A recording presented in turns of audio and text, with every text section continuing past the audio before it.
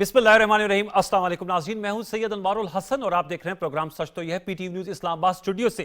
नाज़रीन, रब्बे जुल जलाल का एहसान पाकिस्तान 27 रमज़ानुल मुबारक को पाकिस्तान का क़याम अमल में आया और इसी मुनासबत से आज वज़ीर-ए-आज़म पाकिस्तान मोहम्मद शहबाज शरीफ ने नेशनल यूथ और उलमा कन्वेंशन से कलीदी खिताब किया, जिसमें उन्होंने खिताब करते हुए कहा कि पाकिस्तान का क़याम एक मुअज्जा है, हमें बानियाने पाकिस्तान की फरमुदात पर अमल करना चाहिए। उन्होंने इस अज़म का इज़हार किया कि पाकिस्तान को जो इस वक्त मुतफर्रिक चैलेंजेस का सामना है, जिसमें दहशत गर्दी जो है वो सर फहरिस्त है, इक्तिसादियात है, सियासी इस्तेकाम के हवाले से उन्होंने कहा कि इस मौके पर हमें इत्तेहाद और यगानगत की ज़रूरत है। अपने इख्तलाफात जो ज़ाती इख्तलाफात हैं उन्हें पस-ए-पुश डालकर हमें यकसू होकर इन तमाम चैलेंजेस से निपटना है। उन्होंने मीडिया के हवाले से कहा कि मीडिया को चूंकि पाकिस्तान को दहशतगर्दी के साथ साथ जिस पे बैरूनी अनासिर मुलविस हैं, हाइब्रिड वॉर का भी सामना है, जिसमें प्रोपेगेंडा का मुकाबला करना है, तहकीक के साथ खबरें देनी है। उन्होंने उलमा कराम से भी दरख्वास्त की कि वो दहशतगर्दी के खिलाफ और इसके खात्मे के लिए अपना किरदार अदा करें। इसके साथ साथ प्राइम मिनिस्टर साहब का यह भी कहना था कि हम इंशाअल्लाह पाकिस्तान का जो मुकाम है वो ज़रूर हासिल करेंगे। आपके इल्म में है कि पाकिस्तान अल्हम्दुलिल्लाह 27 रमज़ान मुबारक को इसका क़याम अमल में आया था, तो इस्लामी नुक्ता नज़र से एक तरह से आज पाकिस्तान की बर्थडे है, बर्थ एनिवर्सरी है, पाकिस्तान के क़याम का दिन है। इस हवाले से हम गुफ्तगू करेंगे। फिर दहशतगर्दी के हवाले से बात की। अनफॉर्चुनेटली इसकी वारदातें जो हैं वो जारी हैं। आज सिक्योरिटी फोर्सेज ने खैबर पख्तूनख्वा में दहशतगर्दों के खिलाफ ऑपरेशन किया और इस ऑपरेशन में 11 फितनल खवारिज के दहशतगर्द उन्हें हलाक कर दिया गया। बलूचिस्तान में आपके इल्म में है जाफर एक्सप्रेस का सानिया हो या नौशकी की जो दहशतगर्दी की वारदात थी, इस हवाले से आज बलूचिस्तान के वज़रा ने प्रेस कॉन्फ्रेंस की, जिसमें उन्होंने कहा कि जाफर एक्सप्रेस में बैरूनी अनासिर मुलव्वस है, हम उनका पीछा करेंगे, सी पैक इसका निशाना है। एक तो ये नुकात हम आज ज़ेर बहस लेंगे। दूसरा, मुल्की सियासत की बात करें तो रमज़ान शरीफ का बिल्कुल चंद दिन रह गए हैं। इसके बाद पाकिस्तान तहरीक इंसाफ हुकूमत मुखालिफ अलायंस और तहरीक चलाने का इरादा रखती है। अलबत्ता पाकिस्तान तहरीक के इंसाफ के अंदर फॉरवर्ड ब्लॉक और जो है वो तोड़ फोड़ की खबरें सामने आ रही हैं। Chairman PTI barrister Gohar Khan साहब ने इस हवाले से तरदीद की है कि पीटीआई में किसी किस्म का कोई फॉरवर्ड ब्लॉक नहीं है। इन नुकात पे हम गुफ्तगू करेंगे। 3 नुमाइंदा शख्सियात आज मेरे साथ शरीक की गुफ्तगू है, उनका तारुफ हम आपसे करा दें। इस्लामाबाद स्टूडियोज में ज्वाइन किया है फैसल फरीद चौधरी साहब ने, सुप्रीम कोर्ट के एडवोकेट है, बानी चेयरमैन पीटीआई इमरान खान के वकील रह चुके हैं। आपका बहुत शुक्रिया प्रोग्राम सच तो में वक्त देने का। हमें ज्वाइन किया है सेनेटर नासिर भट्ट साहब ने, मुस्लिम लीग नवाज के मरकजी रहनुमा है, सेनेट ऑफ पाकिस्तान के रुकन है। बहुत शुक्रिया नासिर भट्ट साहब, स्काइप वीडियो लिंक पे हमारे साथ मौजूद हैं।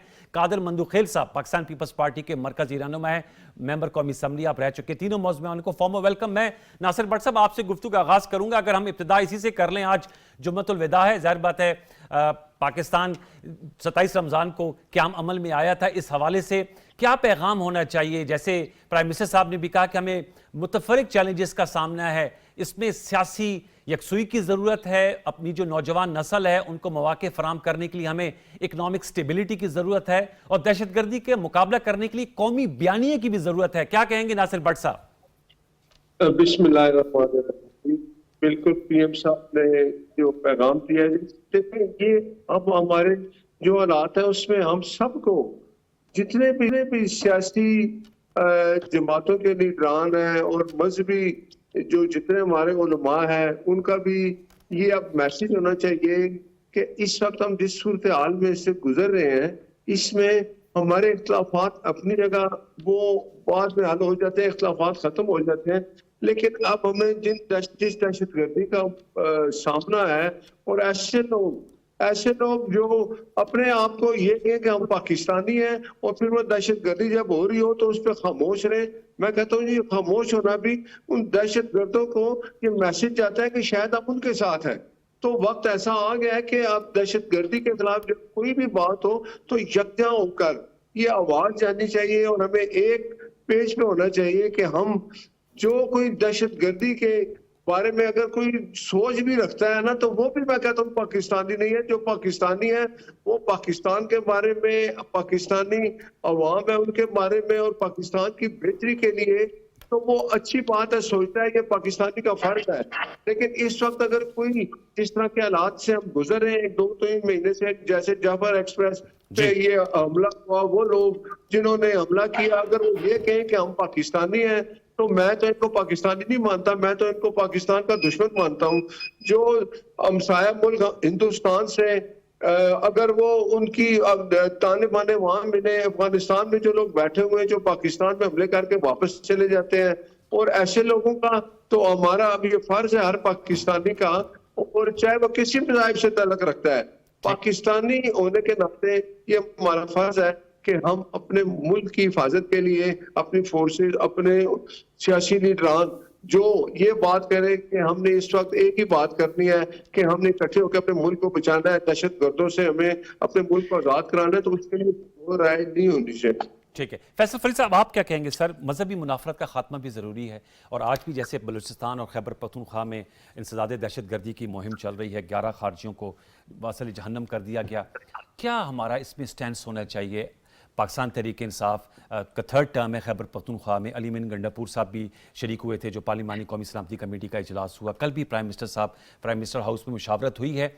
वे फॉरवर्ड क्या सजेस्ट करेंगे as far as terrorism is concern? सियासत में फिर आते हैं, क्या हमारा लहमलो, आप तमाम विटनेस हैं, पाकिस्तान विक्टिम है इसका, 80,000 के करीब हमारे जो कीमती जानें ज़ाय हो चुकी हैं। देखिए अनवार, सबसे पहले शुक्रिया आपके प्रोग्राम में मदऊ करने का। टेररिज्म एक बहुत बढ़ता हुआ मसला है पाकिस्तान में, एक रियल थ्रेट है।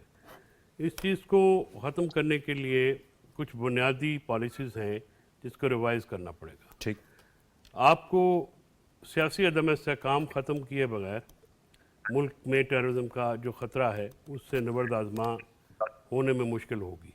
अच्छा, और अगर तो हुकूमत संजीदा है, और हुकूमत का ये फ़र्ज़ है कि क्योंकि पावर में है वो, तो बड़ा कदम भी उन्होंने उठाना है। तो पाकिस्तान में पॉलिटिकल कंसेंसस हासिल करने के लिए इमरान खान साहब समेत जितने भी अपोजिशन के वो अकाबरीन हैं जो कि बलूचिस्तान से ताल्लुक़ रखते हैं और केपी से ताल्लुक़ रखते हैं, उनकी राय को सुनना पड़ेगा। ठीक, और उनको राय को सुन के ही आगे फ़ैसला किया जाए। क्योंकि आप देखते हैं कि पाकिस्तान तहरीक इंसाफ, JUI, ANP और अब्दुल मालिक बलोच साहब, अख्तर मेंगल साहब, महमूद खान चकजई जी, और दूसरे नेशनलिस्ट लीडर जितने हैं वो ऑपरेशन के ख़िलाफ़ हैं। और BLA की जो कार्रवाइयाँ हैं इसमें कोई शक की बात नहीं है कि काबिल मज़म्मत भी हैं, और TTP की कार्रवाइयाँ, हमारे जवानों की शहादत हो रही है, हम एक बहुत बड़ी जंग लड़े हैं। लेकिन उस सलामिये में जो कि नेशनल सिक्योरिटी कमेटी का पिछला इजलास हुआ, उसमें ना इंडिया का जिक्र आया है ना अफगानिस्तान का जिक्र आया है, और उसमें भी ये तशनगी महसूस की गई कि पॉलिटिकल कंसेंसस जो है आप लोगों की जमात शरीक नहीं हुई उसकी ना वजह सर? है ना, शरीक हो जाती तो वो तिश्तगी नहीं, ना होती। जमात की शमूलियत से बात नहीं बनेगी। वही गंडापुर साहब थे, अलबत्ता अली अमीन साहब थे। मैं अर्ज़ करूँ ना जी, नवाज लीग में भी नवाज शरीफ नहीं थे, PML शामिल थी, मुस्लिम लीग शामिल थी, प्राइम मिनिस्टर साहब थे। लेकिन सियासी तौर पे अच्छा, तो नवाज शरीफ साहब अहमियत के हामिल है ना, मरीम नवाज भी नहीं है, वो भी नहीं है। इसी तरह से उस हालात से देखें तो उस क्राइटेरिया पे तो फिर अली अमीन शामिल थे, फिर तो आपकी एक यकजहती को मामला आ जाना चाहिए था। ठीक, इमरान खान की एब्सेंस से अगर आप पार्टी शामिल करेंगे तो पार्टी की हमायत हासिल हो जाएगी, अवामी हमायत आपको तायद नहीं शामिल होगी। इसलिए अवामी तायद और हमायत के लिए कतकलाइन माजर अली मीन गंडापुर साहब इमरान खान साहब की हिमायत से ही आते हैं ना? नहीं, मैं अर्ज़ कर रहा हूँ ना जी, कि तो फिर आपको ये गिला तो नहीं होना चाहिए ना। नहीं, पार्लिमानी पार्टी आ, क्योंकि मैं उमर वही अयूब साहब ने गुजारिश कर रहा तकरीर हूँ में कि कहा अली था। अमीन, क्योंकि वो तो रियासत का एक पार्ट है, ठीक, सूबाई हुकूमत के एग्जीक्यूटिव हेड हैं, तो वहाँ पे आए, उन्होंने सारी बातें मुकदमा अपना रखा है। मौलाना फजल रहमान साहब ने भी बात की है, और उसके फ़ौरन बाद JUI ने अपना एलामिया दिया। फैसल भाई, इन रिकंसाइलेबल एलिमेंट्स के खिलाफ ऑपरेशन के अलावा चारा क्या है? नहीं, आप ऑपरेशन करें, अच्छा, लेकिन ऑपरेशन के लिए पहले माहौल बनाए ना। ओके, आप पॉलिटिकल कंसेंसस के बगैर अगर ऑपरेशन करेंगे, कार्रवाइयाँ करेंगे, वो काउंटर प्रोडक्टिव होंगी। और दूसरी बात यह है कि 300-300 बंदा अगर वहाँ पे घूम रहा है BLA का, कोयटा में भी और सारे इलाकों पे भी, तो फिर इसका मतलब ये है कि वहाँ पे अवामी तायद हासिल है।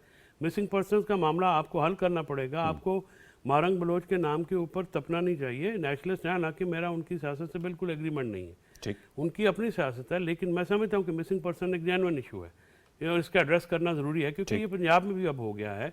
बलूचिस्तान KP का ये संजीदा मामला है। आपका नुकता है कि पॉलिटिकल कंसेंसस अगर पॉलिटिकल हमें कंसेंसस के साथ अगर आप जाएंगे तो इफेक्टिवली देखें, आपने 2014 में APS के वाक़े के बाद किया, तो फिर एक दहशतगर्दी काफ़ी नीचे आई, क्योंकि तमाम उसमें शामिल थे। इमरान खान का ये 2002 से नुक्ता नज़र है कि आपको अफ़गानिस्तान के साथ सियासी एंडलमेंट करनी पड़ेगी। और तालिबान जिनके साथ हमने 40-45 साल जहाद लड़ा, एक पूरी हिस्ट्री है, तो वो क्या वजूहात हैं जिनकी वजह से हम मुतहारिब हो रहे हैं, उनको भी ख़त्म करना ज़रूरी है। ठीक। और इसके लिए मौलाना फजल रहमान साहब को भी काबुल भेजा गया, उनकी भी राय बड़ी अभी मोहम्मद सादिक साहब भी गए हुए थे जो स्पेशल आप देखिए रिप्रेजेंटेटिव वही हैं। बात जो हाँ। इमरान खान कह रहे हैं, सादिक साहब भी इंडल्ज कहते करने हैं। के लिए आपने भेजा, जी। लेकिन जब वो कह रहे थे उन पर तनकीद हो रही थी। नहीं, आपकी बात सही, मैं आपसे एग्री करता हूं। कादिर मंदुखेल साहब, बिलावल भुट्टो जरदारी साहब ने पुल का किरदार अदा करने की पेशकश की है प्राइम मिनिस्टर शहबाज शरीफ साहब को, और उन्होंने कहा है कि कौमी सलामती कमेटी का जो पार्लिमानी इजलास है वो ईद के बाद दोबारा बुलाया जाए, वो पाकिस्तान तहरीक इंसाफ और जो दीगर फैसल चौधरी साहब ने जिन जमातों का या इकट्ठ का इशारा दिया है उनको भी लेकर आएंगे। आप समझते हैं कि पॉलिटिकल कंसेंसस डेवलप कर पाएगी पाकिस्तान पीपल्स पार्टी? 26वीं तरमीम के मौके पर भी बिलावल साहब मुतहरक हुए थे, अब दोबारा ये जो है वो मुतहरक होना चाह रहे हैं। आप ख्याल में इसके नतायज अच्छे निकल सकते हैं? मेरे ख्याल में आपने अपने सवाल में खुद जवाब दे दिया है कि 26वीं तरमीम के हवाले से जहाँ बिलावल भुट्टो साहब, मुझे याद पड़ रहा है हमारा जलसा था हैदराबाद में, रात 11 बजे ख़त्म हुआ जी। और जब मैं पहुंचा हूँ घर पे और टीवी पे हमने देखा था तो 1 बजे वो इस्लामाबाद में बैठे हुए थे मौलाना साहब के घर पे। तो अंदाजा लगा ली कि किस तरह वो मूव करा था, दिन में 3-3 मरतबा मौलाना साहब के पास, और इनडायरेक्ट पीटीआई भी ऑन बोर्ड हो गई है। तो इसका मतलब ये कि अगर कंसेंसस पैदा करना हो या नियत हो तो पैदा कर सकते हैं। मैं इससे पहले भी कई शो में, गालबन फैसल चौधरी साहब भी मेरे साथ कई शो में थे, मैं उस वक्त भी ये बात कहता था क्यों ना हुकूमत ने, अवल तो पीटीआई ने गलत किए कि पहले मौलाना साहब को बोला कि हम इजलास में शिरकत करेंगे और रात 10:30 बजे उन्होंने कहा कि हम नहीं करेंगे, और बल्कि शर्त लगा ली कि खान से मुलाकात कराओ। तो हुकूमत ने क्यों 55 सीटों वाली बस इनके सामने खड़ी नहीं की, चलो भाई जिसने अडियाला जेल चलना है आ जाओ। तो ये इसमें क्या कबाती कर देते, लेकिन पीटीआई ने फिर भी शाम में वही बात दोहरा दी है, वो 55 सीटों वाली बस जो है ना उसको भी मुस्तरद कर दिए, और शाम को ने कहा कि खान को पेरोल पे रहा कर दे। अब अगर थोड़ा सा आप तारीख पे माजी में चले जाए, जब खान एपीएस के सानिया के बाद जब ये सलामती कमेटी की जो मीटिंग हुई है तो उस वक्त ऐसे वज़ीर आज़म भी इससे शमूलियत नहीं किए। उसके बाद जो दूसरा सानिया हुआ था गलबन वो उसका था अहमदाबाद वाला था, उसमें भी उन्हें शमूलियत नहीं किए। तो जब खान प्राइम मिनिस्टर थे, खान पार्टी के सरबराह थे, जेल से बाहर थे, शमूलियत नहीं किए, तो आज खान कैसे शमूलियत करते और खान शमूलियत कर कैसे सकता है? वो तो पार्लिमानी मीटिंग है, खान तो पार्लिमान का मेंबर नहीं है। तो मैं ये समझ रहा हूँ कि ये बहाने पीटीआई को भी खत्म करना चाहिए, और मेन जो एक मुल्क को जो दरपेश मसाइल है, ठीक है आपकी सियासत, खान की रिहाई, ये सारी चीजें आपकी अपनी जगह पे दुरुस्त है, आपको करना भी चाहिए, मगर जहां को कौमी मसले हो वहां पे आपको सामने आना चाहिए। और फिर मैं ये पूछता हूँ, ये कौन है गंडपुर? मुझे तो वज़ीर आला खैबर पख्तूनख्वा है सर, चीफ एग्जीक्यूटिव है सूबे के। मुझे पता है वो, मैं इसको शराफत से भी वाकिफ हूँ। मैं ये कहता हूँ कि ये पीटीआई का गोरबचौक है, यानी बड़ी मुश्किल से असद के असर 3-3 चक्कर लगाते हैं मौलाना के घर पे और ये एक बयान दे देते हैं, सबका बेड़ागर कर देते हैं। तो ये पीटीआई का खुद गोरबचौक बना हुआ है, पीटीआई को टुकड़े करने में यही आदमी गोरबचौक साबित हो गए। ये मेरी बात याद रखना। सवाल ये है कि खान क्यों उसको लगाम नहीं दे रहे हैं कि बाबा हम बड़े मुश्किल से मौलाना को राजी करते हैं, आप इनकार करते हो। आज भी मौलाना के लोगों के बयानात आगे उसने बोला ऐसी सूरत में तो नहीं होगा। तो मैं ये समझ रहा हूँ कि पीटीआई के अंदर खुद जो दड़े बने हुए हैं वो अपने अंदर एहतियात बना ले तो बड़ी बात है। और फिर मैं कहता हूँ कि अब वो जाके जो मुस्लिम लीग नून की जो पर निकले हुए, तो उसे भी अंदाजा लग रहा है कि मेरे ख्याल में पीटीआई के कोई 60-70 जो है ना उन्होंने जो है ना लोटे अपने हाथ में ले लिए। कितने आपने बताए? कितने बताए? मैं कहा मेरे ख्याल में 60-70 जो है ना वो भगोड़े उन्होंने या लोटे उन्होंने बनाए होंगे। उसकी वजह ये है कि कल मरियम बीबी ने जहां पूरा सिंध जो है ना सरापा एहतजाज है, उन्होंने एक काबीना की मीटिंग की और वो चोलिस्तान कैनाल का नाम जो है ना वो कोई और कैनाल नाम रखे और ये कहा कि ये जारी रहेगा और 218 अरब रुपए उनके लिए पहले से बजट मुख्तस है और उस पर काम चल रहा है। तो मैं समझ रहा हूँ ऐसी सूरत हाल पे जहां सिंध की बका का मसला है, जहां सिंध की आवाम का मसला है, यानी आप चोलिस्तान को जो ना रेगिस्तान को आबाद करना चाहते हो, अच्छी बात है, हम सबकी ख्वाहिश है, मगर सब सिंध को आप तबाह और बर्बाद करके आप चोलिस्तान को आबाद करेंगे तो ये कौन सी मुहिब बुलंदी है? ठीक है, उसमें भी मुशावरत होनी चाहिए। ये भी जी भट्ट साहब के पास जाऊंगा। भट्ट साहब, ये जो कादिर मंदुखेल साहब ने 60 से 70 पीटीआई के लोगों के हवाले से गुफ्तगू की है, ये इस पे हवाले से आपकी क्या राय है? वो कह रहे हैं कि जो है वो आप लोग पीटीआई के बंदे आप लोगों की तरफ आ रहे हैं, क्या इस पे सदाकत है जो इतना बड़ा क्लेम किया आज? ये बात मेरा ख्याल है कादर मनोखेल साहब ने ठीक कही है कि पीटीआई के अंदर इतने गड़े बन चुके हैं कि फैसल चौधरी साहब बेहतर बता सकते हैं कि 60-70 है या कम है थोड़े अच्छा। बंदे तो इनके अंदर इतनी तो हो चुका है ना वो मरवत साहब की भी बातें सुन लें, फैसल चौधरी साहब भी खुश नहीं है, पता नहीं मेरा नहीं ख्याल के खुश है पीटीआई के साथ। इन्होंने तो इनका नाम उस मेरा ख्याल है वो जो एक बानी पीटीआई की राय कमेटी है उसमें भी इनका नाम निकाल दिया है। चले ये बात इनका अपना आपस का मसला है।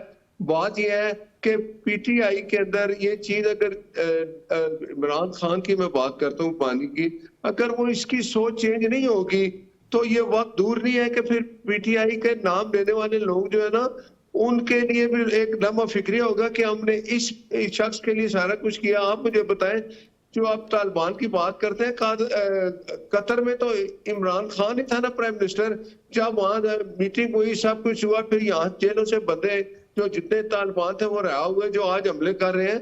तो अब भी इमरान खान को ये चाहिए कि मुझे बाहर निकालने वाली पॉलिसी छोड़ दे, बाहर आना है तो अदालत से आना है। तो ये अगर ये क्यों नहीं इसके साथ बाकी लोग इकट्ठे होते कि इसने वहां एक झंडा रखना है कि मुझे बाहर निकालो, तो उन्होंने कहा भाई तुम्हें बाहर निकालने के लिए हमने इकट्ठा नहीं होना, हमने तो इकट्ठा होना है पाकिस्तान की बेहतरी के लिए कि हुकूमत जो है, अगर कोई हुकूमत इस तरह के वो ये कोई वो सोचते हैं कि गलत काम हो रहे हैं तो वो तनकीद करे, तनकीद बड़ा तामीर होती है। अगर ये तनकीद हो कि नहीं जी ये तो जो लोग हमले कर रहे हैं पाकिस्तान के ऊपर, चाहे वो बलोचिस्तान से उनका ताल्लुक है या केपीके से है, अगर वो पाकिस्तान की फोर्सेस पे या पाकिस्तान पे हमले करेंगे तो हम तो उनको पाकिस्तानी नहीं मानते। और कोई भी जो जो अपने पाकिस्तान से मोहब्बत करता है, कोई भी शहर उसको अपना पाकिस्तानी नहीं मानता। लेकिन बात ये है कि अब जो हालात चल रहे हैं, मेरा ख्याल है कि सबको अब ये रियलाइज करना चाहिए, चाहे वो हुकूमत में हम है या अपोजिशन में है या वो लोग जो पार्लियामेंट का हिस्सा नहीं भी है, इस तरह के हालात में अगर एक मीटिंग बुलाई जाती है और जो जिस तरह बिलावल भुट्टो साहब ने कहा जी कि मैं कोशिश करूंगा, तो जरूर करें, वो भी हमारे लाई है। तो उस मीटिंग में अगर सब लोग इकट्ठे आ जाए, ये मौका है, अगर इस मौके को भी ये जाया करेंगे वो लोग, तो फिर मैं उन लोगों को पाकिस्तानी नहीं कहूंगा, पाकिस्तान से मोहब्बत करने वालों का अब ये फर्ज है कि वो अगर इस तरह की कोई नेशनल सिक्योरिटी की मीटिंग होती है या कोई जिसको कहते हैं ना कि दहशतगर्दी खत्म करने के कमा करने के लिए कोई मीटिंग बुलाई जाती है, तो हर चीज बुला के मेरा सियासी किस जमात से ताल्लुक है, हमारा ताल्लुक सबसे पहले पाकिस्तान है, पाकिस्तान सबसे आगे है, बाकी हम सब लोग पीछे हैं। पाकिस्तान है तो हमें हमारी पहचान ये है कि हम पाकिस्तानी हैं, तो हम हमें ये सबूत देना चाहिए।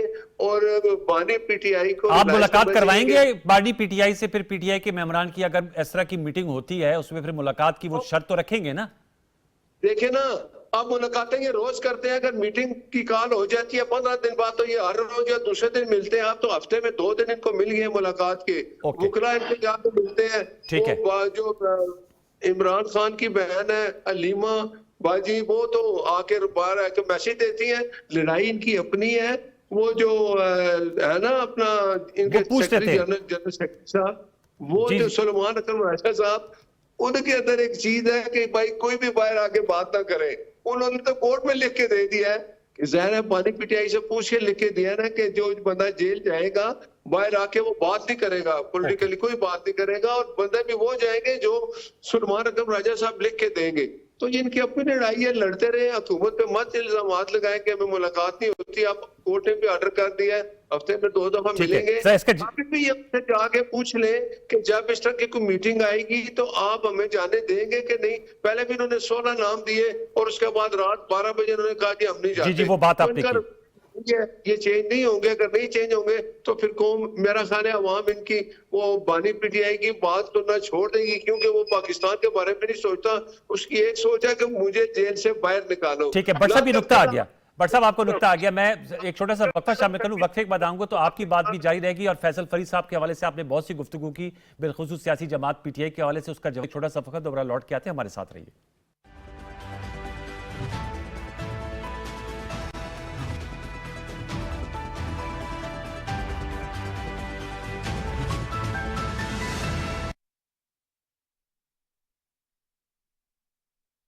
إنا أنزلنا أنزلناه في ليلة القدر। 1000 महीनों से अफजल ये एक रात बरकतों, अजमतों और रहमतों की रात। नुज़ूल कुरान वाली यही वो सात मुक़द्दस थी जब बरे सगीर के लाखों मुसलमानों की दुआ कबूल हुई, जब मिल्लत के कायद मोहम्मद अली को मंजिल की रोशनी मिली, जब 27 रमज़ानुल मुबारक सन 1366 हिजरी को पाकिस्तान के क़याम का ऐलान हुआ। ये रात पाकिस्तानियों की रूह में बसे चिराग की मानिंद है। ये वो मुल्क है जो आजान की गूंज में बसा, शहीदों के लहू से सींचा गया, माओं की दुआ से परवान चढ़ा। शब कद्र हमें पुकारती है कि जागो, इस अमानत की हिफाजत करो। यही रात हमारी तकदीर है, यही पाकिस्तान की अजमत की दलील है। रब्बे जुल जलाल का एहसान, पाकिस्तान।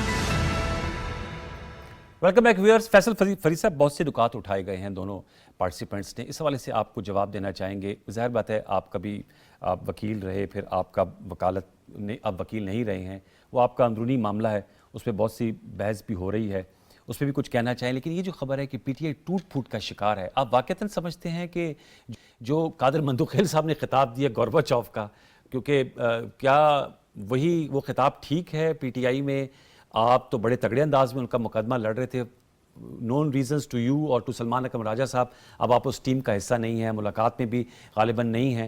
तो मैं ये जानना चाह रहा हूँ कि क्या पीटीआई का शिराजा बिखर रहा है? क्योंकि आप तो कह रहे हैं कि खान साहब से मुशावरत कराएं पीटीआई की तो फिर यकसुई पैदा होगी। अगर पीटीआई खुद से यकसू नहीं है तो फिर कैसे आगे चलेगा मामला?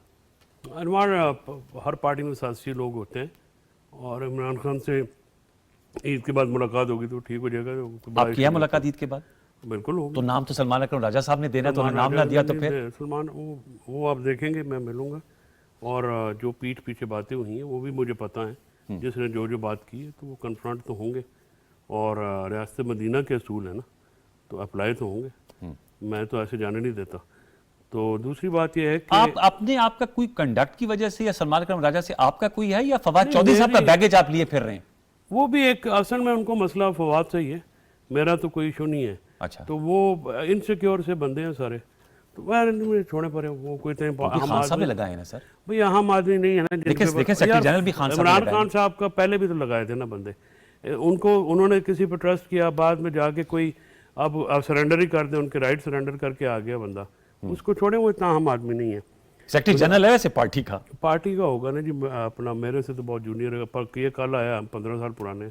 इशू ये वकालत में या पार्टी में? पार्टी में और अच्छा। वकालत में भी। वकालत में तो सीनियर वकील भी ये कोई जज जानने वाले तो नहीं है ना। आप ज़रा रिलीफ लेके दें ना ज़रा। अच्छा। मैं देखता हूँ कि अंडरटेकिंग भी दी है तो मुलाकात क्यों नहीं हुई। वलीमा की भी रुक गई और उसकी भी होगी। अच्छा, आप अगर संजीदा नुक्तों की तरफ, ये तो मजाक की बातें थी ना आपने जो की हैं, तो ये तो संजीदा मामला था सर। नहीं, अच्छा, बात यह है कि अगर फॉरवर्ड ब्लॉक बनता है पीटीआई में तो उसका क्रेडिट भी मौजूदा लीडरशिप हो जाता है, जिन्होंने लोगों को ना संभाला, ना लोगों की बात की, अपने इनसिक्योरिटी में एक्सेस उनकी रोकी। इलेक्टेड लोगों की एक्सेस ही इमरान खान तक नहीं है। और वहाँ पे एक रेजिमेंटेशन ऑफ डेमोक्रेसी जिसको कहते हैं, रेजिमेंटेशन की हुई है कि जी जिनको हम चाहेंगे सिर्फ वही मिलेंगे। जो वर्कर हैं, जुनैद अकबर या आलिया हमजा का नाम क्यों नहीं दिया गया? जब इस मुलाकात में आलिया हमजा चीफ ऑर्गेनाइजर सबसे मुतहरक कारकुन है हमारी, उनका नाम क्यों नहीं दिया गया? उसके पीछे भी वजूहत हैं। इशू ये है, आपने अंडरटेकिंग दी, आपने पॉलिटिकल कमेटी, पार्लिमानी कमेटी, सबसे पहले इलेक्टेड लोगों की पार्लिमानी कमेटी, उनसे मशवरा किया। आपने किसी और कमेटी से मशवरा किया, लीगल कमेटी में रखा। 2 लीगल कमेटियाँ आपने बनाई हुई हैं, 2 लीगल कमेटी बनाई हुई है। एक अपने पसंद की, एक किसी और की पसंद की, मैंने सुना है, जिसमें हम लोग नहीं थे। तो ये 1.5 में ये साल से करते रहते हैं। इशू ये है तो ये खान साहब तो एक्स पे भी एक्टिव है, उनका हैंडल भी है, तो ये साजिश उनकी नोटिस भी नहीं आई? नहीं, डेफिनेटली वो जेल आपको में तो है ना। एक्सेस था ना पहले बहुत। अनवार वो अभी भी है, वो अभी जेल में है। देखिए, आप जेल में आने बंदे से तो नहीं बात है, बड़ी गाला में बैठे हुए हो, उनको नहीं है नो इन्फॉर्मेशन लिमिटेड है, वही है जो जाने दी जाती है। और जो जिनकी एक्सेस ग्रांट की जाती है वो जाके अपनी मर्जी की बात करते हैं, जेंडर ड्रिवन बात करते हैं। मेरे मुंह पे तो कभी किसी ने बात नहीं की, पीठ पीछे बात की है ना। मेरे मुंह पे बात करते हैं तो फिर जवाब भी ले लेते हैं। इमरान खान साहब ऐसे बसत एहतराम कानों के कच्चे? हर बड़ा आदमी होता है। अच्छा। और दूसरी बात है कि इमरान खान का कसूर नहीं है। इमरान खान बड़ा आदमी है, इमरान खान ने हमेशा इज्जत दी है और वो हमेशा करते हैं। ये छोटी बातें हैं, इसको बहुत बड़ा इशू होगा लोगों के लिए, मेरे लिए नहीं है। मैं इमरान खान लेकिन का सेटबैक दुआ तो गो- है ना आपको फैसल नहीं, साहब? मुझे सेटबैक क्या है जी। इंटेग्रिटी पे तो चैलेंज होती नहीं, है ना कि आप integrity- वकील थे, वकालत से हटाया, बात फिर यह है कि इंटेग्रिटी Legal committee से हटाए। मैं जहाँ पे होऊंगा, लीगल कमेटी से तो मेरा ताल्लुक ही नहीं। मैं तो इमरान खान का वकील हूँ, पीटीआई का तो वकील ही नहीं हूँ अच्छा। ना। मेरी उस लीगल कमेटी में कभी कोई है। वो जो जहीर अब्बास साहब को दे दिए मुकदमा जो आपके बहुत पास ज़हीर थे। अब्बास साहब ने फिर ज़हीर अब्बास साहब मुलाकातें करा के दिखाएगा ना, जो मैंने फैसिलिटीज़ लेके दी हैं इमरान खान को, अब बाकी लेके दिखाएं ना ज़रा, फिर इनको पता लगेगा ना कि क्या भाव बिकती है। और आपने सबमिट भी कर दिया, स्टेटमेंट भी दे ली और कहा कि जी वो इसलिए दी कि मुलाकात क्यों नहीं हुई। अब असल इशू की तरफ आप पता नहीं क्यों नहीं आने दे रहे। आए आए आप। मैं गुजारिश ये कर रहा हूँ कि फॉरवर्ड ब्लॉक बनाने के जिम्मेदार भी मौजूदा लीडरशिप है, जिन्होंने इलेक्टेड लोगों की तस्दीक की, उनके ऊपर इल्ज़ामात लगाए और बिला वजह लगाए और उनकी एक्सेस रोकी और इमरान खान को उनके खिलाफ भड़काया, लिस्टें दी कि जी ये गद्दार है और ये हैं वो हैं। अब लोग जो हैं मार भी खाएं, अपने घरों में भी जाएं, अपने बच्चों को बिठवाएं, ये नासर भट्ट की रियासती दहशत गर्दी का भी सामना करें, ठीक है, कादर मंदोखेल के रियासती जबर का भी मैं सामना आता हूँ करें। आपके पास भट्ट साहब जी। करें। आप हुकूमत है ना भट्ट साहब, मतलब आप, मैं तो तुहानू चुकिया और तुसी नहीं मानते तो ना सही। बात यह है कि ये इसकी भी बात करें, फिर आप उसको गद्दारी का लकब देंगे तो लोग डिसहार्ट तो होते हैं, ठीक है। और कल आप आए हैं, लोग बड़े सीनियर हैं इसमें, ठीक है। ये तो फॉरवर्ड, वैसे फॉरवर्ड ब्लॉक का पॉलिटिकल मकसद तो मुझे समझ में नहीं आता इस वक्त बनाने का। इशू ये है कि इस वक्त हुकूमत के नासिर भट्ट साहब के ऊपर कोई प्रेशर नहीं है, ना कादर मंदोखेल के ऊपर, तो ये तो कंफर्टेबल पोजीशन में। तो ये क्यों बात करेंगे? ये जो आकड़ते हैं इधर आके, ये जो हमें आंखें दिखाते हैं, हम तो डरते हैं इनसे। अच्छा। हम तो कमजोर लोग हैं, ये तो ताकतवर लोग हैं। तो बात यह है कि ये, मैं आ रहा हूँ भट्ट साहब, फैसल साहब का आर्गूमेंट हो जाए फिर आपके मैं पास आता हूँ। गुजारिश ये कर रहा हूँ कि ये हमें आंखें निकालते हैं, तो इनके ऊपर प्रेशर कोई नहीं है ना पॉलिटिकल। आप पॉलिटिकल अलायंस रमजान के बाद यार JUI की आज आपने स्टेटमेंट पढ़ी, जो कल अली अमीन ने वो इंटरव्यू statement दिया है। 85 दफ़ा उसको कहा है कि आप, सदके के पैसों के हवाले से। गुजारिश है उलमा के खिलाफ ऐसी बात करना तो नहीं चाहिए ना, ठीक लेकिन है। आप वैसे जमात भी तो करते रहे ना नहीं, मौलाना जाती फजल रहमान बात- साहब के खिलाफ। हाँ, सर, लेकिन वो उसके बाद फिर एतदाल में आए ना, शिद्दत में कमी लाई। जब आप किसी से मतमनी है इत्तेहाद के और उसके अलावा आपके पास रास्ता भी कोई नहीं है, दूसरा रास्ता डील का वो इमरान खान ने करना नहीं है, क्योंकि डील तो करेंगे फिर आपको अपोजिशन अलायंस बनते हुए कहीं नहीं दिखाई दे रहा। अभी तो मुश्किल हो गया है। जिस तरह से देखें रोज़ाना आप उनके साथ जो बात करें, मौलाना साहब के बड़े तहफ़्ज़ात हैं, उस तहफ़्ज़ात को बजाय दूर करने के आप मजीद उस पर जलती हुई आग पे तेल डालते हैं। ये तो मुनासिब रवैया नहीं है। मौलाना साहब हों या दूसरे हमारे अकाबरीन हों, इनको इकट्ठा करना किसकी जिम्मेदारी है? मौजूदा लीडरशिप। बिल्कुल। मौजूदा लीडरशिप अगर इसमें अली अमीन नंबर 2 है ना, अगर वो नहीं अपना बयान देने से बाज आ रहे तो फिर तो ज़्यादती की बात है। इमरान खान अंदर है, इस सब का जो ब्लंट है ना, वो इमरान खान को भुगतना पड़ेगा, वो जेल में, और उनकी फैमिली को। इनका क्या, ये सारे बाहर हैं, ये रोज़ाना मीटिंगें करें। भाई आपकी मीटिंगें किस काम की? अगर बंदा अंदर है ना, आपके पास लाएमल है, पॉलिटिकल लाएमल आपने नहीं दिया, क्या आपने कोई मुझे बताएं ना कि इमरान खान साहब को बाहर निकालने का क्या कोई तरीक़ाकार इनके जहन में है? कोई तरीक़ाकार नहीं है। रोज़ाना बैठते हैं सुबह, थ्रू अदालत ही आएंगे ना, तो ये बैरिस्टर नहीं, गौर भी through वकील हैं, सलमान अकरम राजा साहब भी वकील हैं, चेयरमैन और सेक्रेटरी जनरल भी हैं। अनवार साहब, आप रोटी को चोची नहीं कहते, आप बड़े एक्सपीरियंस हैं। आपने इस PTV में, मेरे ख्याल में one of the most experienced journalist हैं आप। आपने कितनी हुकूमतें देखी हैं आते जाते। ये कानूनी केस है, ये सियासी केस है। और जिस दिन बंदे ने कबूतर उड़ाने होते हैं ना, तो फिर एयरपोर्ट पे जाती है अंगूठे लगाने। अच्छा, फिर जब उसी बंदे के तोते उड़ाने होते हैं तो फिर एकदम में आ जाते हैं। भट्ट साहब को अब आपने छेड़ दिया, आपने बात की। भट्ट साहब को नहीं छेड़ा, भट्ट साहब ने, इन्होंने अपना बाबा जो है नवाज शरीफ को बिठाया हुआ उधर रायगढ़ में, पूछते नहीं है उसको। हाँ, ये जरा इसमें ये भट्ट उसको साहब, क्यों नहीं बुलाया नेशनल कमेटी ये में? जो पहले भी बात की थी फैसल साहब ने, नासिर भट्ट साहब बताएगा, नवाज आप शरीफ तो साहब इतने बेदीद जमात है, मैंने कभी देखी नहीं जिसके नाम पे वोट लेते हैं उसको बुलाते नहीं। सरकारी लोगों को तवज्जो दे ज्यादा। जी बंदूखल साहब क्या कह रहे हैं? मैंने कहा ये सरकारी टीवी का नाजायज फायदा तो नहीं सरकारी लोगों को दे भाई। बिल्कुल है सर, मतलब साहब बिल्कुल है। मैं ये आपकी फैसल साहब इस सरकारी बात तो में नहीं है, आपके साथ हूँ। सरकारी तो आप हैं। भट्ट साहब क्या कहेंगे सर? वो मैं कह भी सरकार। नवाज शरीफ साहब मुतहरक नहीं है इन्होंने अबंडन कर दिया है सर। भट्ट साहब, फैसल साहब की सारी बातें सच्ची हैं। मैं एक बात बताऊं, सलमान अकरम राजा बड़ा मेरा ख्याल है समझदार और अच्छा वकील है, वो कुछ ना कुछ अब करेगा।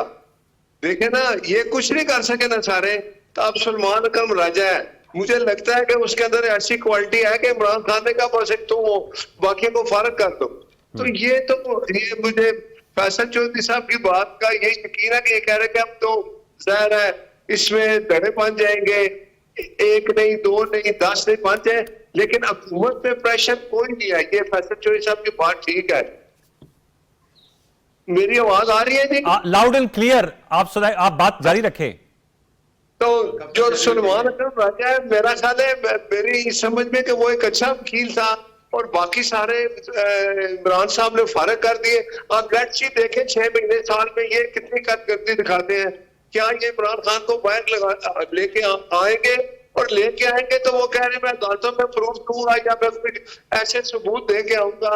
तो बाकी लोग तो आप इंतजार करेंगे। ये जो बाहर जितने लोग हैं ना, उनका ये मिशन नहीं है कि इमरान खान बाहर आए, उनका मिशन है कि इमरान खान अंदर रहे, हम बाहर एंजॉय करते रहे। बाकी इसलिए इमरान एक को लेके आता है टीम को, कभी दूसरी को। उसको पता है कि ये लोग मुझे बाहर लाने के लिए बिल्कुल तैयार नहीं है, ये अपने कामों में लगे हुए हैं। तो इमरान का भी एक ही मसला है कि मुझे बाहर निकालो। तो दूसरी बात यह है कि मियां नवाज शरीफ साहब के भाई वज़ीर आज़म है, बेटी वज़ीर आला है, उनकी आप ये बिल्कुल ना ये सोचे कि अगर वो बीमार ना होते, थोड़ी तबीयत खराब ना होती, डॉक्टरों ने उनको आराम के लिए ना कहा होता, तो आपको पता है वो उम्रे पे भी नहीं गए हैं। तो आप इंशाल्लाह जो अगली अगर मीटिंग बुलाई जाएगी तो मियां नवाज शरीफ साहब जरूर आएंगे। वो 3 दफा के वज़ीर आज़म है। और बाकी जो इमरान है, देखिए एक बात है, अभी तो खेल साहब ने कहा था कि भाई इमरान खान को बाहर आने के लिए अदालतों से रजू करना है, वहां उन्होंने बाहर आना है, वैसे बाहर नहीं आ सकते। बंदूखेल साहब के पास भी जी मेरी सुने जी, बस मुकम्मल कीजिएगा सर। शरीफ मरियम साहब बंदूखेल साहब और मरियम और शहबाज शरीफ हो सारा ओदा खटिया खा रहे हो, उसको लिफ्ट कराओ। तो नवाज शरीफ जो है ना, वही इंशाल्लाह मुस्लिम लीग नून में वो उन्हीं का नाम है, सब उन्हीं के नाम के वोट देते हैं। ठीक है, नहीं जा रहे हैं, आप बुलाते हैं नहीं। मंदुखेल साहब से कादिर साहब खाम का प्लेथन लाई जा रहे हो। चलिए ये आर्गुमेंट तो चलेगा। मंदुखेल साहब मैं आपसे जानना चाहूंगा, आप क्या कहेंगे, आप इन मामलात को आगे कैसे बढ़ाया जा सकता है? भट्ट साहब आता हूं सर। देखिए छोटी एक बात तो फैसल चौधरी साहब को सर मैं आता हूं, भट्ट साहब आपके पास आता हूं सर, बंदुखेल साहब का नुक्ता ले लूं सर, आता हूं भट्ट साहब। फैसल चौधरी साहब को एक एजाज तो हासिल हो गया कि ये नवाज शरीफ क्लब का मेंबर हो गए, ये और मरवत साहब दोनों मुझे क्यों निकाले वाले क्लब का। अच्छा, दूसरी बात ये कि फैसल चौधरी साहब ने कहा कि इमरान खान ने दुरुस्त फैसला किया है। इमरान खान बिल्कुल सारे फैसले उसकी गलत है। वो पता नहीं किस जादूगर की बातों में आके गैन शैन के जो नाम सेलेक्ट करता है। सलमान अकरम के अफसीन का नाम आ गया। सलमान अकरम ने कभी जिंदगी में काउंसलर के इलेक्शन नहीं लड़ा है। आपने इतनी बड़ी पार्टी को जनरल सेक्रेटरी बना दी है, वो भी जनरल सेक्रेटरी कानूनी आईनी नहीं है, वो वैसे ही समझ लो एक स्टंप पेपर पे। दूसरी बात ये कि इमरान खान ने जो वो एक अरस्तू को बिठाया था असद उमर को कि वो अरस्तू हमारा है, वो मईशत तबाह कर दी है।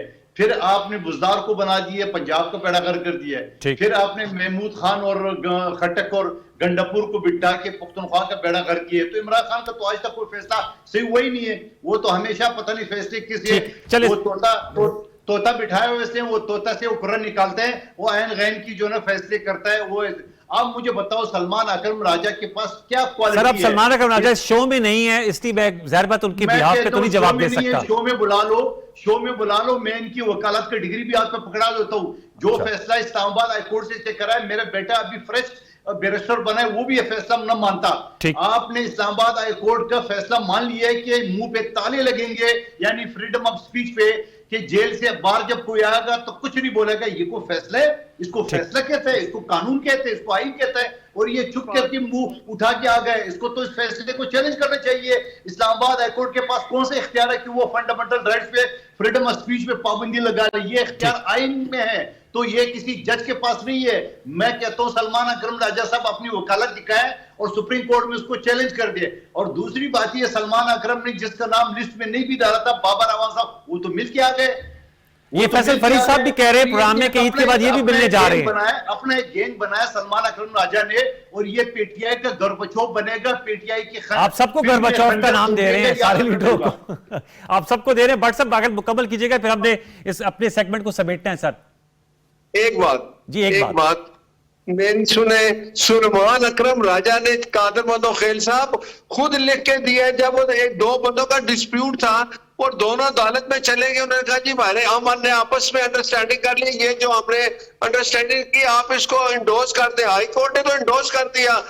सलमान अकरम राजा ने तो खुद कहा कि ठीक है हम नहीं करते। सलमान अकरम राजा सारी पीटीआई के साथ जो कुछ कर रहे हैं इमरान खान के कहने पे कर रहा है। इन सब को वो इसलिए भगा रहा है कि इमरान खान ये समझता है ये जितने बाहर लोग हैं ये मुझे बाहर निकालने के लिए नहीं, अपनी सियासत कर रहे हैं। तो इमरान को तो ये पसंद नहीं है, तो ये ऐसे ही चलेगा कि इन्होंने खुद लिख के दिया अदालत में, कोई अदालत ने ऑर्डर नहीं किया ऐसा करें। सर ये नुकता आ गया। अब ये बताएं कि आपने कहा आप पर प्रेशर भी नहीं है, फैसल फरीद साहब भी कह रहे हैं कि आप लोगों पे अपोजिशन का प्रेशर नहीं है, तो आपके लिए तो सुनहरी मौका है। आप मईशत को भी जो है वो सही डगर पे आगे बढ़ाना शुरू कर दें, इंसदाद दहशतगर्दी की मुहिम को और तेज कर दें, तो आपको तो इसका मतलब एक ग्राउंड मिला हुआ है ना, तो आपको तो काम करें, अपना जो आपके अहदाफ है वो अपने हासिल करें। देखें जब जो दहशतगर्दी का जो मसला होता है ना, वो सिर्फ यूनानिमस इसलिए होता है कि हमने दुनिया को मैसेज देना होता है, अब पाकिस्तान के दुश्मनों को मैसेज देना होता है कि तुम हमारे अंदर कोई दरार नहीं डाल सकते, हम सब एक हैं। जब पाकिस्तान की बात आएगी या पाकिस्तान पे पहुंच आएगी तो हम इकट्ठे हैं, पाकिस्तान आगे है और हम सब उसके बाद है। तो ये मैसेज देने के लिए तो फिर हुकूमत कहती है, जरूर कहना चाहिए। मैं कहता हूँ दोबारा फिर बुलाना चाहिए अपोजिशन के सब लोगों को और बिठा के आपस में जो बात है वो जरूर होनी चाहिए। हमारी जो इंटरनल मसाइल है वो चलते रहते हैं, लेकिन ये जो मसला है दहशतगर्दी वाला, इसके लिए मैं फिर कहूंगा कि जब दोबारा मीटिंग हो, जब भी कोई APC बुलाई जाए, कुछ भी हो, तो खुदारा सब सियासी जमातों को आना चाहिए। मेरी ये ख्वाहिश है और ये होना चाहिए। बाकी PTI जो टूट फूट का शिकार है उसका जिम्मेदार इमरान खान, वो फिर इमरान खान साहब की जमात है, वो उसको फिर बेहतर अंदाज पे शायद देख लेंगे। सलमान अकरम राजा बच्चा आदमी है, ये फैसल चौधरी साहब से पूछे कि सलमान अकरम राजा कैसे आदमी है, जवाब दे दे। बहुत ज्यादा सलमान अकरम राजा साहब का प्रचार हो गया क्योंकि वहां सर बढ़ के दोस्त हैं तो फिर अच्छे ही आदमी होंगे। अच्छा, टुवर्ड्स द एंड सर, आने वाले दिनों में सियासी मंजरमा क्या देख रहे हैं? सर अभी तो क्यास है, अभी अदम इस्तेकाम जारी है। खान साहब 2025 में बाहर आ जाएंगे? नहीं, इस टीम नाल तो नहीं आते, इस टीम नाल नहीं आते। चलें, फैसल चौधरी साहब ने तो अपनी राय दे दी। चौधरी साहब बहुत शुक्रिया, thank you very much for joining us. Nasir Bhatt साहब आपका बहुत शुक्रिया, और कादर मंदुखेल साहब ने हमें ज्वाइन किया। व्यूअर्स, ये आज के प्रोग्राम का जो सियासी मंजरनामा है और जो दहशतगर्दी के खिलाफ जो हमने एक मुहिम जारी की है उस पर हमने गुफ्तगू की, मुख्तलिफ नुकात पर मबनी थी। इस पर अपना जरूर फीडबैक दीजिएगा। एक छोटा सा वक्फा शामिल करेंगे, वक्फे के बाद आएंगे तो मीडिया के रोल पे जरा डिस्कस करेंगे कि जो डिजिटल मीडिया और बिलखसूस प्रोपोगंडा जो किया जाता है इसका तोड़ कैसे मुमकिन है। ये सब कुछ एक ब्रेक के बाद, वक्फा ले लीजिए।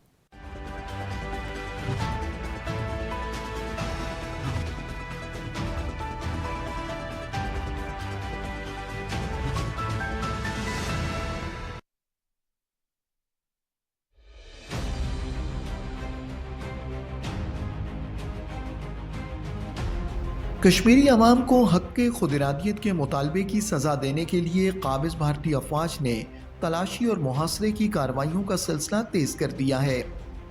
काबिज भारतीय अफवाज बड़े पैमाने पर कश्मीरी नौजवानों को गिरफ्तार कर रही है। हुर्रियत रहनुमाओं, इंसानी हुकूक के कारकुनों और आम शहरियों को झूठे मुकदमात में गिरफ्तार किया जा रहा है। मकबूजा खित्ते में बड़े पैमाने पर गिरफ्तारियां मोदी हुकूमत की बौखलाहट का मुंह बोलता सबूत है। तमाम तर भारतीय मजालिम के बावजूद कश्मीरी अवाम अपनी मंजिल इल्हाक़ पाकिस्तान की जानिब रवां दवा है।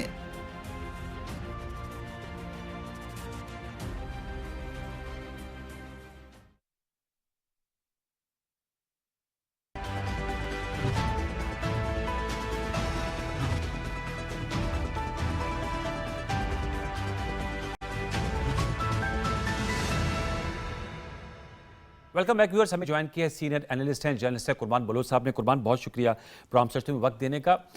दहशतगर्दी के खिलाफ हमारी मुहिम जारी है, काइनेटिक ऑपरेशन हम कर रहे हैं, लेकिन इसके साथ साथ हमने देखा एक इंफॉर्मेशन वॉरफेयर भी जारी है।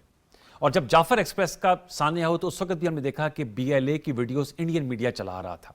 मैं आपसे जानना चाहूंगा इसका काउंटर क्या? हमने कौमी बयानिए की बात हो रही है कि हमें एक बयानिया बनाना होगा इसके खिलाफ, और बयानिए में मीडिया का कलीदी किरदार है। जी बिल्कुल, मैं समझता हूँ कि इस हवाले से जो कौमी मीडिया है हमारी, और यहाँ पाकिस्तान की मीडिया है, और बाकी जो महज़ब ममालिक हैं जहाँ की मीडिया है, वहाँ इस तरह की चीज़ आपको देखने में नहीं मिलती। और मैं समझता हूँ कि जो भी अनासर इसको इस्तेमाल कर रहे हैं, इसमें जितनी कमी आई है उसका अंदाज़ा आपको भी है, मुझे भी है, पाकिस्तानी कौम को भी है और दुनिया को भी है। बहुत सारी चीज़ें इसकी सुकड़ती जा रही हैं, और अपने ही लोग, उसकी सरजमीन के लोग, उस धरती से जुड़े हुए लोग भी उसकी मजम्मत भी करते हैं, उसको रद्द भी करते हैं। इंडिया उसके हवाले से तो रोज़ अज़ल से उसकी जो दुश्मनी है, ये तो उसका मुंह बोलता सबूत है। और और उन्होंने इस वॉरफेयर को संभाल लिया है ना। जी बिल्कुल, वो। और दूसरा ये कि उसकी हर मुमकिन मारंग बलोच को कोशिश बहुत है। ज्यादा पेंट कर रहे हैं, मैं देख रहा हूँ मुख्तलिफ उनके जो व्लॉगर्स हैं। उससे- आज भी बलूचिस्तान के वज़रा ने कहा कि इस दहशतगर्दी में बैरूनी अनासर हम उनका पीछा करेंगे। जी बिल्कुल, उसको ना किसी बलूचिस्तान के किसी लोगों से हमदर्दी है, ना उसकी सरजमीन से हमदर्दी है, ना अमन अमान से हमदर्दी है, कोई हमदर्दी नहीं है। उसको हमदर्दी, उसको जो उसका जहन में जो चीज़ है कि इस खित्ते में खलफशार की सूरत हाल, इंतशार की सूरत हाल बरकरार रहे, ताकि इस खित्ते में अमन ना आए। बाकी उसे कोई भी किसी से, उसके अपने मकबूजा कश्मीर में क्या सूरत हाल है, विद इन भारत जो मुस्लिम कम्युनिटी है, सिखों की कम्युनिटी है, वहाँ जो उनके साथ तशद्दुद हो रहा है, जो कुछ कार्रवाइयाँ हो रही है, वो किसी से ढकी छुपी नहीं है। कनाडा में सिखों को मारा गया, कत्ल किया गया उसकी एजेंसियों ने, और कनाडा हुकूमत ने बाग दोहल ये बात की है, अमेरिका ने ये बात की है। तो मैं समझता हूँ कि मुझे हैरानगी है कि 1.5 अरब के लोगों की आबादी के मुल्क में उसके हुक्मरान का एजेंडा ये हो कि इस खित्ते में इंतशार फैलाया जाए। वहाँ करोड़ों लोग गुर्बत का शिकार हैं, पीने के पानी के लिए परेशान हैं, सेहत के लिए परेशान हैं, बयानिया छत तो के ये लिए है, एक परेशान दफा हैं। पहले भी हमारे शो में आप आए थे कि उन्होंने जो अमेरिकी पॉडकास्ट किया नरेंद्र मोदी साहब ने, इंडियन प्राइम मिनिस्टर ने, तो उन्होंने कहा जी मैं तो 2 दफा मौका दिया पाकिस्तान को साथ जो है वो ताल्लुकात इस्तेवाल करने के हवाले से। और उनके वजीर खारजा जयशंकर, उन्होंने भी जाकर लंदन में एक थिंक टैंक में बयान दिया कि जी हमारा तो अब जो नज़र है वो आज़ाद कश्मीर पे है। वो हमने पहले भी इसी पे बात की कि वो जो मकबूजा कश्मीर में उसकी नाकामी है, और दुनिया में उनकी जो प्रॉक्सी उसकी एजेंसियों की जो कार्रवाइयाँ हैं, उससे उनको पर्दा रखने के लिए ये इस तरह के बयान, और मैं समझता हूँ कि ये प्रोपेगेंडा का हिस्सा है। तो इसी प्रोपेगेंडा का तोड़ क्या, सवाल का जाविया जी, ये है जी, कि ये जो बिल्कुल। प्रोपेगेंडा है इसका काउंटर क्या है? हमने पहले भी ये बात की, अब भी, कि हमारे जो भी इदारे हैं, खास करके सफारत खाने, कौमी इदारे, मीडिया के इदारे, इस जो भी नैरेटिव पाकिस्तान का, पाकिस्तान स्टेट का, पाकिस्तान के लोगों का, मकबूजा कश्मीर के अवाम का है, हमें ये नैरेटिव जोर शोर से दुनिया भर में भी रखना चाहिए, और दुनिया के फोरम क्या पे टूल्स उसको हो पेश सकते हैं करना कुरबान साहब, चाहिए। वो क्या टूल्स हो सकते हैं जिसका हम इस्तेमाल करें? डिजिटल मीडिया का इस्तेमाल करें, मकबूजा कश्मीर में मजालिम की बात करें, लेकिन जो बलूचिस्तान में हमारे शो में अनवारुल काकड़ साहब आए थे, फॉर्मर केयरटेकर प्राइम मिनिस्टर, उन्होंने कहा कि BLA प्रॉक्सी है इंडिया की, हमें कैसे एक्सपोज कर सकते जी, हैं? मैं बलूचिस्तान यूथ को कैसे एंगेज कर सकते हैं? बिल्कुल, मैं समझता हूँ कि बलूचिस्तान के यूथ के इंगेजमेंट का यही वाहिद रास्ता यही है कि जैसे हमारी रियासती इदारों ने एक सलामती कमेटी की मीटिंग हुई है, उसमें भी यही बात की कि जो आम बलोच है, बलोच नौजवान है, उसके लिए जो भी इकदाम किए जाएंगे, उसके रोजगार के हवाले से वज़ीर आज़म शहबाज शरीफ कोयटा गए, उन्होंने वहाँ खिताब किया। आज भी वज़ीर आज़म ने जो नौजवानों के हवाले से बात की है, तो ये एज अ होल पाकिस्तान की बात है। बलूचिस्तान भी हमारा हिस्सा है, उसके नौजवान भी हमारे हैं, और उनको इंगेज करना हुकूमत की जिम्मेदारी है। हुकूमत कर रही है, इकदाम कर रही है, सूबाई हुकूमत भी कर रही है। हालांकि बाकी ये है कि मैं समझता हूँ कि बहुत ज़रूरी है कि पार्लियामान, सेनेट ऑफ पाकिस्तान, कौमी असम्बली, सूबाई असम्बलियों में इन इश्यूज़ पर सैर हासिल बहस होनी चाहिए, और हमारे जो मुंतखब नुमाइंदे हैं वो दुनिया में भी जाएं, वो कश्मीर कमेटी को हों, वो फॉरेन अफेयर्स कमेटी को हों, और जो फोरम्स हैं वहाँ पढ़े लिखे हमारे लोगों को वहाँ जाना चाहिए, अपना केस रखना ये बड़ा चाहिए। आपने हम लोग तो उठाया कि हमें वहां पर जाना चाहिए, पार्लिमानी कमेटियों के दौरे होने जी, चाहिए, और लोगों को अमर बताएं केस कि रखना जमीनी चाहिए। हकायक क्या हैं। बिलखसूस बलूचिस्तान के जो अकाबरीन है, आज भी बलूचिस्तान के व्यूअर्स एंड में आपको बताते चले, वो जरा कह रहे थे थे कि जो सबसे बड़ा मुज़ाकरात का फोरम है वो बलूचिस्तान असम्बली है, जो अवाम की, बलूचिस्तान अवाम की नुमाइंदा असम्बली है, वहाँ जाकर इस पर मुबाहिसा होना चाहिए। आपका बहुत शुक्रिया कुरबान बलूच साहब, आपने अपने एक्सपर्ट कमेंट्स दिए। तो एंड में चलते हुए यही कहेंगे कि आज 27 रमज़ान मुबारक है और कल इंशाल्लाह 28वां रोज़ा होगा। इस दिन की मुनासबत से हमें पाकिस्तान को आगे ले जाने के लिए अज़म का इजहार करना होगा। सियासी इख्तलाफात और सियासत चलती रहेगी, वो किसी और दिन के लिए उठा रखते हैं, लेकिन पाकिस्तान को जो बानियान पाकिस्तान ने जिस मकसद के लिए बनाया था उसके असूल के लिए हमें आगे बढ़ना होगा, हतमी पेशरफ्त करनी होगी। ये आज का टेक अवे। मुझे सैयद अनवारुल हसन और सच की प्रोडक्शन टीम को इजाज़त दीजिए। अपना बहुत सा ख्याल रखिए। अल्लाह ने के बाद।